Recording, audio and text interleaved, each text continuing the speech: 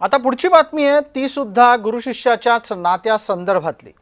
एका शिक्षकानं एक नाही तर 4 अल्पवयीन विद्यार्थिनींवर लैंगिक अत्याचार केले आहेत।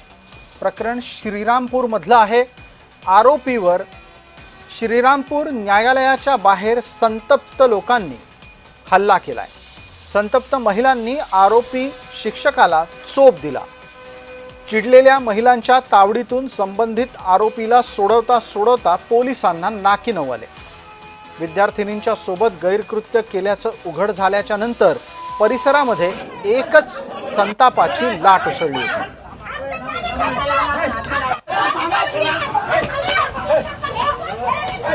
श्रीरामपूर शहरातील एका शाळेमध्ये दुसरीच्या वर्गावर वर्ग शिक्षक असलेला शिक्षक नामे सचिन महाजन गोनारकर याने त्याच्या वर्गातील एका विद्यार्थिनीवर लैंगिक अत्याचार केल्याबाबतची घटना घडली होती। सदर विद्यार्थिनीने हा प्रकार तिच्या आईला सांगितल्यानंतर आईने त्याबाबत इतर पालकांशी संपर्क केला। इतर पालकांनी त्यांच्या मुलींकडे चौकशी केल्यानंतर आणखी 2-3 मुलींवर अत्याचार झाल्याबाबतची घटना समोर आलेली आहे।